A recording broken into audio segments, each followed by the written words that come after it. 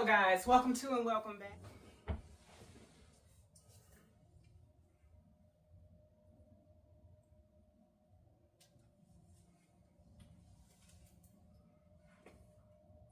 Hello guys, welcome to and welcome back. I'm so Ronica and I'm so ready to remind you to sow into your future. If you're interested, stay tuned. I just love my job. Here on today's episode of Sow Into Your Future, we are going to be working on part 2 of the pink and black dress. Stay tuned. Here on today's episode of Sow Into Your Future, we are going to be working on part 2 of the black and white dress. Here on today's episode of Sow Into Your Future, we are going to be working on part 2 of the black and pink dress. Oh, before we get started, let's go to the content container, shall we? What's the content?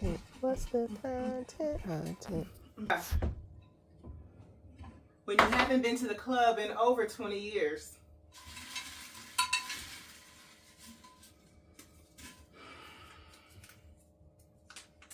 my mom called me a name my mom called me a blank before I even lost my virginity. The power of words. The power of words. That's what this is going to be titled. Father, I pray in the name of Jesus that you bless this message, Lord. In Jesus' name, amen. Okay, so let's just jump right into it. So a lot of people don't realize that we are ensnared by the words of our own mouth. So you may have had parents or siblings or cousins or a teacher. You know, a lot of times there's people, adults, that speak negative over children. And you might have, experienced some things where it's like, okay, because this person said this, now I always feel like I got a booty chin or prominent forehead or whatever, and you kind of deal with that issue for the rest of your, from growing into an adult. But I'm here to tell you that we are ensnared by the words of our own mouth. We are entangled by the words of our own mouth. And so what other people say over you, you have the ability to either receive it or not receive it. I receive it or I rebuke it. It's one or the other. Okay? But there's a scripture in the Bible where it talks about how someone sent someone to go curse the children of Israel. And he was like, you know what? I can't curse them. And he was like, you can give me all the money or whatever. He was like, but I still have to say what God is telling me to say. I still have to do what God is telling me to do. And what God has blessed, can't no man curse. And so when people say negative things, I heard somebody recently say they had just got married. And she was like, can you believe with this amount of people, the whole internet speaking negatively about our union? It's a good thing that we got to intercede. We got to intercession. They intercede in their marriage for one another, for their marriage. And so that's good and everything, but other people's opinions of you is not what matters. God's opinion of you is what matters. And we really have to drive that point home, because a lot of people will start to act on what their parents have said or what, a teacher has said, and they start to, kind of going that way. But that's when you got to speak over your own self. That's what David did. He encouraged himself in the Lord. You got to understand that if nobody else is going to pat you on the back, you got to pat yourself on the back. If nobody else is going to tell you you're beautiful, you got to look in the mirror and say, you know what, you are, come to think of it, you really are fearfully and wonderfully made. It was time to catch up on my sleep. This is the part of the video where you want to turn down your volume so you don't wake up who? Pookie and Ray Ray now. Let's go. The power of words. You can also, because life and death lie in the tongue. Life and death lie in the power of the tongue, right? But since the Bible says, again, we are ensnared by the words of our mouth, somebody can say something, and if it's not in line with God's will for your life, you don't have to receive it. You do not have to receive it. And then somebody can be speaking something good over you, and you could be like, you know what? That word is for me. That word is for me. That's like the story of, what is her name? She played Catwoman. She played Catwoman. I seen a documentary where, basically her upbringing was terrible until somebody wrote a note to somebody saying, you got to get this girl out of this place. She ain't gonna make it if you don't, you know what I'm saying, if y'all don't send for her. And so her aunt sent for her. And it was two total different worlds, totally different worlds. And so she went from where people was constantly oppressing her and doing things to her, and to where she was loved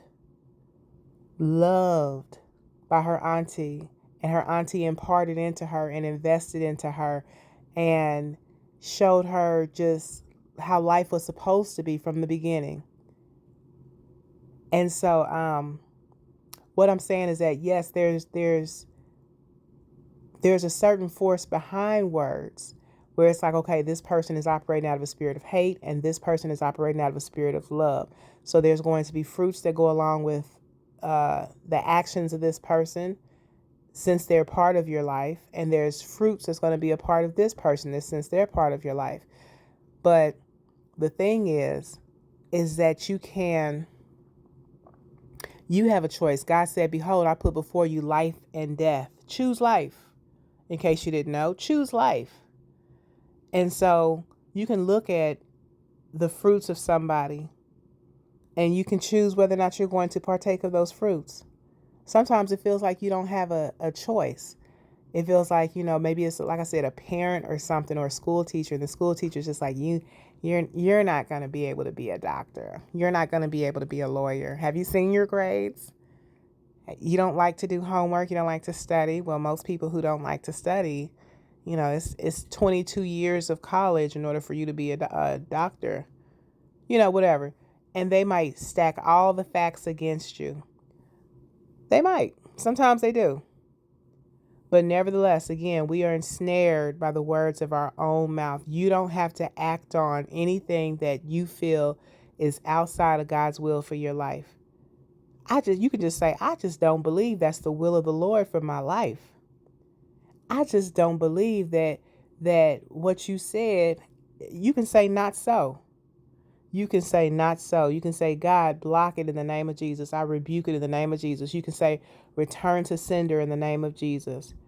You can say, God, help me to overcome the arrows from this person.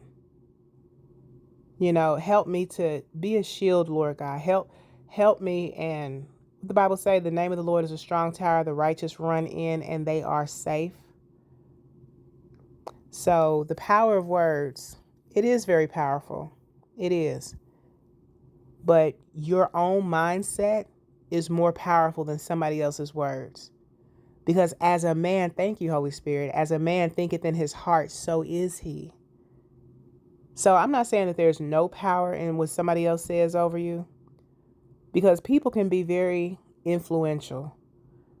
And that's when you have to realize, because when Satan got cast out of heaven, okay, out of God's presence, he took 1/3 of the angels with him, fallen angels. And so he was able to influence 1/3 of heaven to follow him, to do what he was doing, to believe in his work. And so you have to understand that he still has that same influence. And so you don't have to be influenced by it. That's why the Bible says, be not conformed to this world, but be ye transformed by the renewing of your mind. But when you can tell when you have gotten influenced by it, because there'll be fruits. It'll be rotten fruits. It'll be corrupt fruits, but there'll be fruits. And so, again, you don't have to be influenced by it, even though somebody might, be trying to influence you to go in a certain direction, maybe with their words, their persuasive words. That's why the Bible talks about how don't fall for the cunning devised fables. Don't fall for the He said, when I came to you, I came not with eloquent, what did he say? Something of speech. He let it be known that he came in just the regular simplicity of preaching the word. I had to look that one up. He came not with excellency of speech. Okay. Um, and he was determined not to know nothing among you save Jesus Christ and him crucified. So, we don't have to be influenced by the adversary. Because when you know the voice of God, he said, my sheep know my voice, and the voice of a stranger they will not follow. The enemy has a voice and God has a voice. The enemy is the father of lies. That's what the Bible says. So when you hear somebody say something negative about you and you know that that's not in God's will, that's not in God's word for you, if he said you're the head, then you're not the tail. If he said that you are above, then you're not beneath. And so if somebody else is saying something different, you know where it came from. Consider the source. And you can say, you know what, this is not from God. I don't receive it. I don't have to eat from this. I don't have to partake from this. I don't have to eat from this table. Because when you eat something, you're in agreement with it. You're in agreement with it. That's why the Bible says, what fellowship hath light with darkness? How can you eat from God's table and uh the cup of devils? And so you can hear something, but you don't have to follow it. His sheep know his voice. So again, the Bible says that there's a way that seems right unto man. Just picture a fork in the road. The right and the left. And the Bible says that there's a way that seems right unto a man, but the end thereof is the ways of death. You know, the Bible says it is easier for a camel to go through the eye of a needle than for a rich man to enter into the kingdom of God. There's, it's a straight and it's a narrow way. Wide is the gate, broad is the gate that leads to destruction, and many there be which go therein. But straight is the gate that leads unto life, and few there is that find it. Because most people aren't willing to shed what they need to shed to be able to go in that straight and narrow way. Got too much stuff with you. Got too many people with you. Got too many dreams, and you're full of your agenda. You're full of yourself. But once you start to slim down, and I'm talking about in the spirit, I'm talking about in the ego. I'm talking about in the lust of this world and the cares of this life. But once you start to slim down, you can go down that straight and narrow path. You start forsaking all others and just following Jesus. He said, if anybody love mother or father, sister or brother more than him is not worthy of him. If there's anything you're putting before him, you're not going to be able to go down that straight and narrow way. When he said he is Lord of lords and King of kings, he meant it. He means it. He's worthy of all the honor and all the glory. You can't honor the Father without honoring the Son. So, yes, it hurts when people we love. When I was growing up, I was in the 5th grade at Parker Elementary School, and it was a black parent, a black woman. She had walked into the building, and she was coming from, I remember the door she was coming in and everything, and she was with her son. I don't remember who her son was. He wasn't in my class, but and she looked at me and she said, "Ooh, they sure got some ugly little kids at this school." And I remember that like it happened 30 minutes ago. And because I was shocked and I didn't say anything, but I just remember I remember being in shock. And so for a long time, it registered as in like people are rude. It registered as in a certain type class of people can be rude.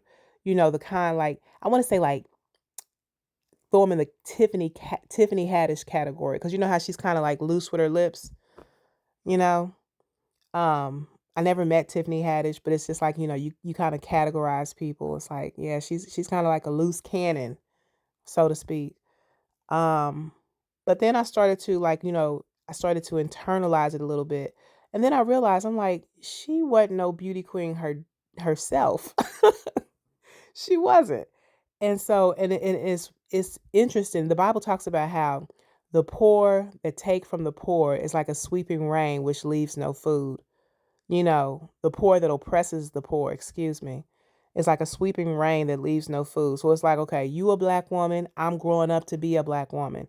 You called me ugly as a child. Um, which I know I'm not, okay? But at the time I didn't know that. And some days it is an in and out struggle or whatever. But let me continue on, okay? Because I'm a realist. I understand that it's gonna take a couple of lashes and it's gonna take a little bit of foundation to pull some things together, especially as I've gotten older. But I also know I was a 10 in most of my circles that I ran in, especially when I was younger. And as I've gotten older, I find that I'm aging gracefully. No, I'm just playing. Maybe not that.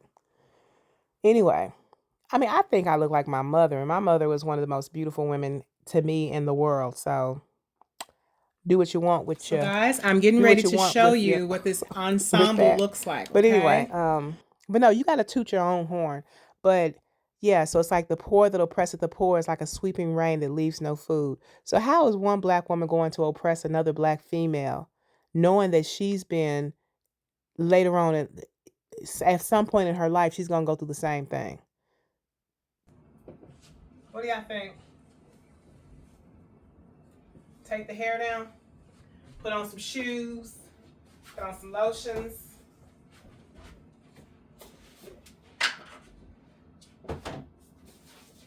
I just don't know. I mean, it's very unique.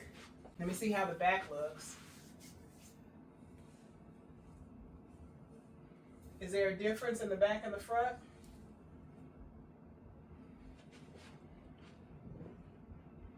I do feel like I need to close those sleeves up.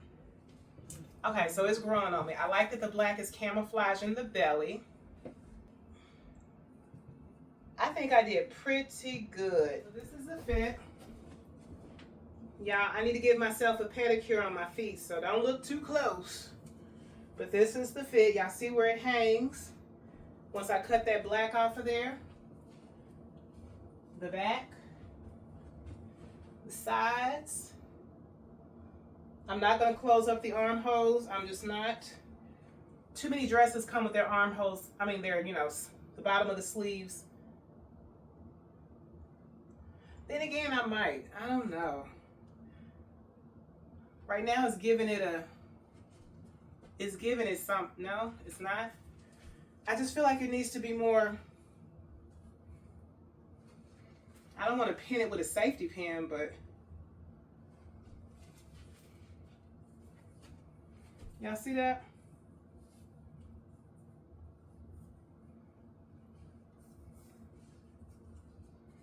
I don't know. But I love it. I'm not going to wear it to what I was going to wear it to. For one, it's thin.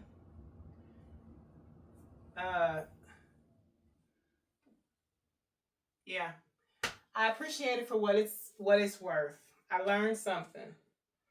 I've never done sleeves like this. Color block sleeves. Color block elephant ear sleeves with a illusion split, which is really more than an illusion split since it starts up here and works its way down. The first time I did this, and I had never seen anybody do this, it was just something I thought of. It started here, and then the triangle went down. Then I put a different, check out the green dress. At the very beginning, back in March, last year, March. Anyway, so thanks for watching, you guys. I appreciate you. Stay tuned for another video.